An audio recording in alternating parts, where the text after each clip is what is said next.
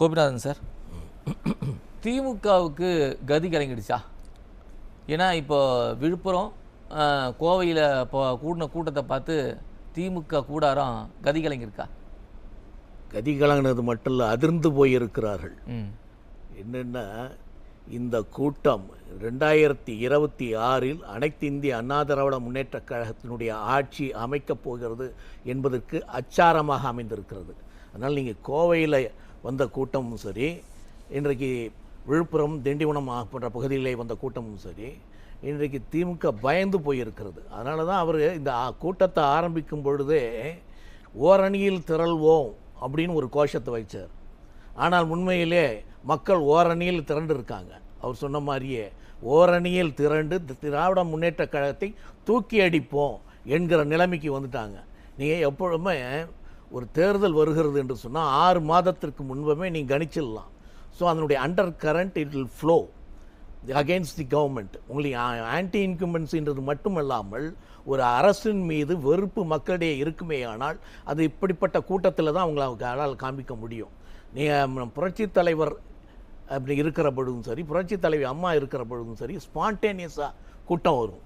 So அப்படிப்பட்ட கூட்டம் இப்பொழுது கோவையிலையும் இன்றைக்கு விழுப்புரத்திலையும் திண்டிவனத்திலும் வந்திருக்கிறது என்று சொன்னால், இன்றைக்கு மக்கள் திராவிட முன்னேற்ற கழகத்தை தூக்கி எறிவதற்கு தயாராகி இருக்கிறார்கள் என்பதுதான் பொருள். இதற்கு யார் காரணம், என்ன காரணம் அப்படின்னு நீங்கள் தெளிவாக சிந்தித்து பார்த்தோன்னா, மக்கள் வெறுத்து போயிருக்கிறார்கள். எல்லா பகுதி மக்களும், எல்லா துறையை சார்ந்தவர்களும் இன்றைக்கு வெறுத்து போயிருக்கிறார்கள். அதனால் திராவிட முன்னேற்ற கழகம் தான் அவங்க உண்மையிலேயே 2021 இவர்கள் ஆட்சிக்கு வருகிற பொழுது மக்களிடம் பெரும்பான்மையான மக்களிடம் அதிகமான எதிர்பார்ப்பு இருந்தது. அதனால தான் இவ்வளோ வாக்குகளை கொடுத்தாங்க. என்ன காரணம்னா, அவர்கள் கொடுத்த வாக்குறுதிகள். ஸோ இவைகளெல்லாம் நிறைவேற்றுவார்கள், அதனோட நம்முடைய வாழ்க்கை தரம் உயர்ந்து விடும் அப்படின்ற எண்ணத்தில் தான் இருந்தாங்க. ஆனால் நம் கருணாநிதியை விட ஸ்டாலின் ஓரளவாவது சரியாக ஆட்சியை செய்வார் என்கிற ஒரு நம்பிக்கை இருந்தது.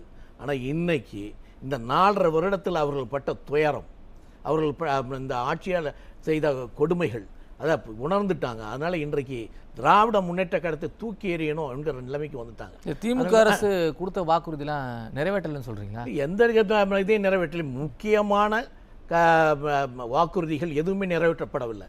விவசாயிகளுக்கு அவர்கள் கொடுத்த வாக்குறுதிகள் நிறைவேற்றலை. நீங்கள் விவசாயிகளுக்கு நெல்லுக்கு குவிண்டாலுக்கு 2500 ரூபாய் கொடுப்பேன் என்று சொன்னார்கள்.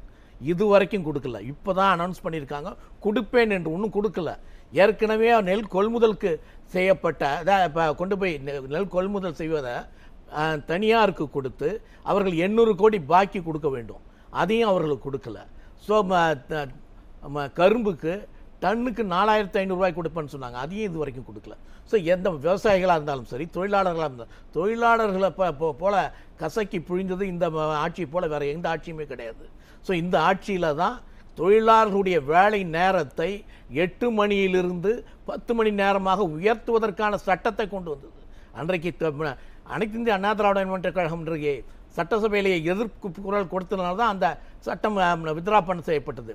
ஸோ அப்படி தொழிலாளர்களை நசுக்கிற ஆட்சியாக. அதனால தான் அதை சவுந்தரராஜன், கம்யூனிஸ்ட் கட்சியை சேர்ந்த சவுந்தரராஜனும் சரி, இன்றைக்கு கம்யூனிஸ்ட் கட்சியினுடைய செயலாளராக இருக்கிற சண்முகம் சரி, இது தொழிலாளர்களுக்கு விரோதமான ஆட்சி என்று சொல்கிறார்கள். நீ சாம்சங்கில் ஒரு யூனியன் வைப்பதற்கு அரசு அதை அனுமதிக்கவில்லை, அந்த கம்பெனி அனுமதிக்கவில்லை. நீ தொழிலாளர் பக்கத்தில் இருக்க வேண்டிய இந்த அரசு அவர்களுக்கு எதிராக இருக்கிறது. ஸோ இதைத்தான் அவங்க குறிப்பிடுறாங்க. ஸோ அப்போ இந்த அரசு தொழிலாளர்களுக்கும் எதிரி, அரசு ஊழியர்களுக்கும் எதிரி. அரசு ஊழியர்கள் கடந்த 21 எதற்காக வாக்களித்தார்கள்? எல்லாம் மாஞ்சு வேலை செஞ்சாங்க திமுகவுக்கு. என்ன காரணம்? பழைய பென்ஷன் திட்டம் கொண்டு வருவோம் என்று தன்னுடைய வாக்குறுதியில் கொடுத்தாங்க.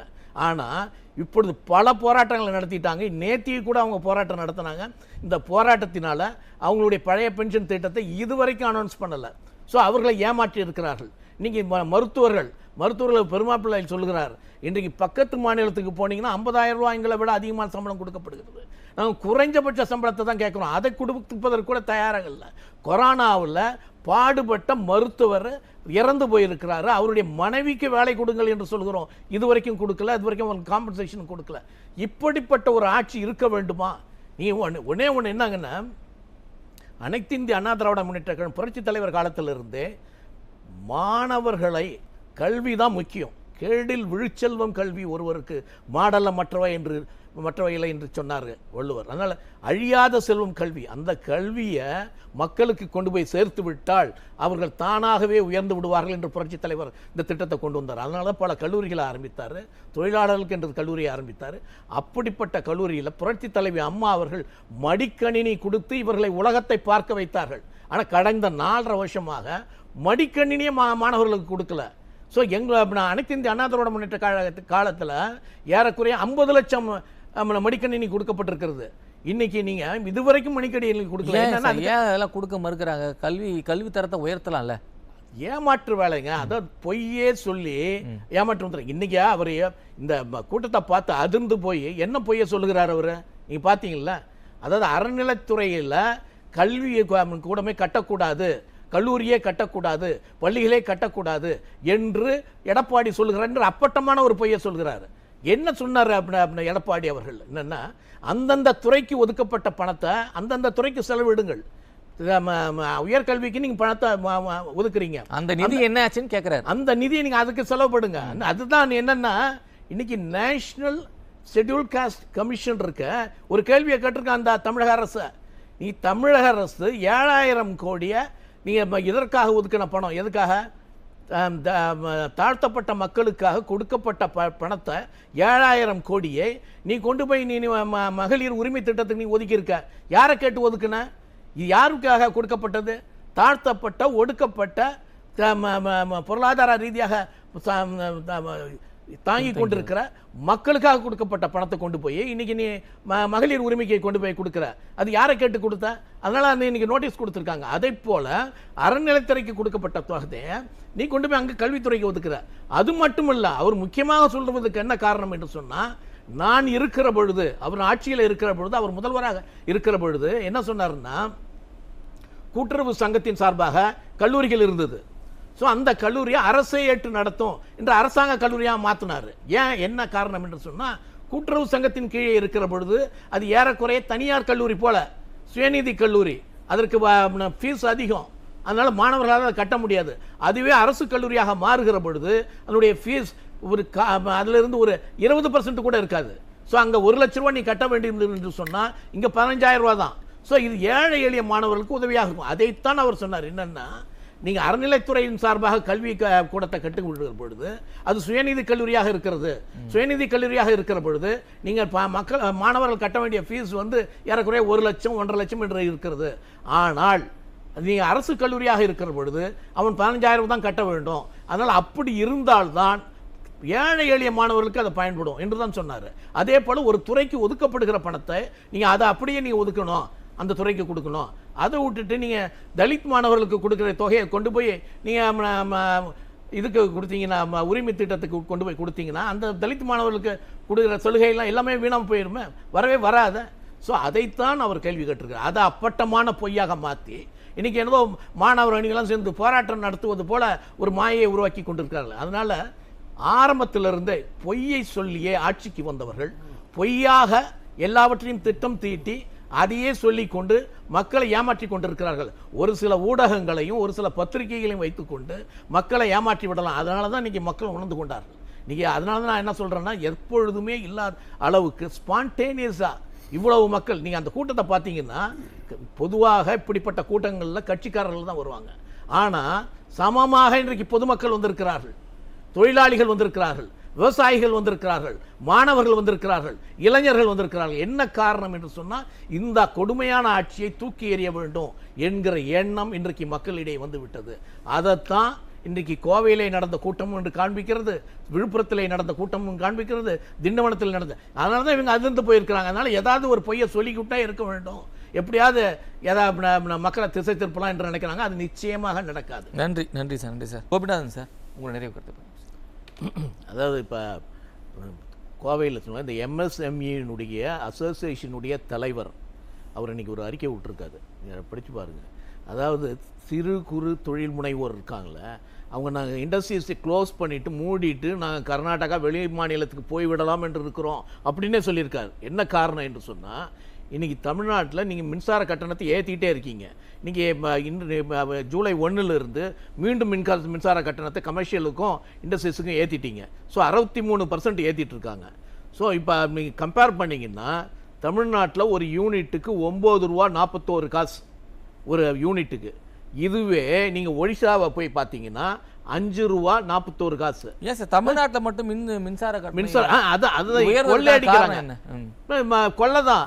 இன்னைக்கு டிரான்ஸ்ஃபார்மரை நீங்கள் அறப்போர் இயக்கம் ஒரு வழக்கை தொடுத்துருக்காங்களே நீதிமன்றத்தில்.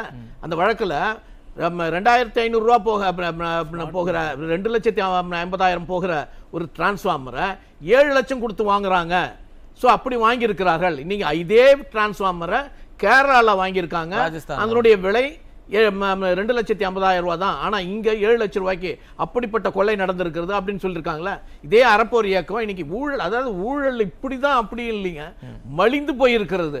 இன்னைக்கு அறப்போர் இயக்கம் என்ன சொல்றான்னா, சிவில் சப்ளைஸ் கார்பரேஷன் ஆஃபீஸுக்கு போய் கிறிஸ்டி சிவில் சப்ளைஸ் கார்பரேஷன் என்ற போர்டை நீங்கள் வச்சுக்குங்க, இந்த சுப்ரியா சாஹூ இதை எடுத்து நீ கழுத்தில் மாட்டிக்கோ என்று சொல்லுகிற அளவுக்கு அவங்க போயிருக்காங்க. என்ன காரணம்? நீங்கள் அப்படி 39 மண்டலத்திலையும் தமிழ்நாடு ஃபுல்லாக இருக்கிற அத்தனை இடத்துலையும் சிவில் சப்ளைஸ் கார்பரேஷன் ரேஷன் கடையில் கொண்டு போய் சேர்க்க வேண்டிய உணவுப் பொருட்களை ஒரு லாரிக்கு கொடுப்பாங்க டெண்டர். ஸோ அது 300 ரூபாய்க்கு கொடுக்க வேண்டிய நம்ம ஒரு ட்ரிப்புக்கு நீங்கள் 600 ரூபான்னு ஃபிக்ஸ் பண்ணியிருக்கீங்க. ஏறக்குறைய 400 கோடி. அதனால் அரசுக்கு நஷ்டம். அதை நிறுத்துங்கன்னு சொல்லி ஒரு வழக்கு போட்டிருக்காரு. அதை நிறுத்தாமல் அவங்களுக்கே கொடுத்து அந்த ஒரே நிறுவனம் 3 பேரில், முருகான்ற ஒரு பேரில், கந்தசாமின்ற ஒரு பேரில், கிருஷ்ணி குமாரசாமி தான் அதை நடத்துகிறாரு. ஸோ அவங்க அதுலேயும் எல்லா இடத்துலையுமே கொண்டு போய் அந்த கொடுத்து 400 கோடி அடித்திருக்காங்க. ஸோ இதை எதிர்த்து அவர் வழக்கு தொடுத்திருக்காரு. அவரை கைது பண்ணுறீங்க. ஸோ அப்போ ஊழல் இங்கே மலிந்து போயிருக்கிறது. எல்லா இடத்துலையும் ஊழல். இங்கே தான் இல்லை, எல்லா இடத்துலையும் மின்சாரத்துறையில் ஊழல், கல்வித்துறையில் ஊழல், நீங்கள் இதில் சிவில் சப்ளைஸ் கார்பரேஷன் ஊழல், உணவுத்துறையில் ஊழல், எல்லா இடத்துலையும் ஊழல்னா இப்போ மக்கள் என்ன தான் பண்ணுவாங்க? ஸோ அதை தான் அந்த அம்மா சொல்லிட்டு இருக்காங்க. என்னென்னா இண்டஸ்ட்ரீஸ் இருக்காங்களா, டெக்ஸ்டைல் இண்டஸ்ட்ரீஸ் என்ன சொல்கிறாங்க, நாங்கள் வரும்பொழுது நீங்கள் போன தடவை என்ன சொன்னீங்க, மின்சார கட்டணத்தை குறைப்போன்னு சொன்னீங்க. குறைக்க கூட வேணாம், ஏற்கனவே இருந்ததை நம்ம விட்டுருந்தா கூட பரவாயில்ல, அதையும் நீங்கள், அதனால் இண்டஸ்ட்ரீஸ்லாம் மூடுகிற சூழ்நிலைக்கு இன்னைக்கு வந்து விட்டார்கள். அதனால் இந்த ஆட்சி எல்லா துறையுமே பாதித்திருக்கிறது. இன்னைக்கு ஒன்றும் இல்லை, ஒரு காவல் அதிகாரியை ஒரு திமுக இதில் ரோட்டில் நின்றுக்கிட்டு உன் சொக்காயை கழட்டிடுவேன், நீ யார், செருப்பால் அடிப்பேன் அப்படின்னு அசிங்கமாக திட்டுகிறான். அப்போ ஒரு அதிகாரி எப்படி இங்கே வேலை செய்ய முடியும் இந்த நாட்டில்? ஸோ அப்போ திமுக அவனுடைய அராஜகம் அதிகமாகிவிட்டது. அதை மக்கள் பார்த்து கொண்டிருக்கிறார்கள். அதனால் இந்த ஆட்சியை தூக்கி எறிய வேண்டும் என்று எல்லா மக்களும் இப்போ தீர்மானித்து விட்டார்கள். 26 அதுக்கு நிலையான ஒரு முடிவு கிடைக்கும். அதனால் இதில் எந்தவித மாற்றமும் இருக்க முடியாது.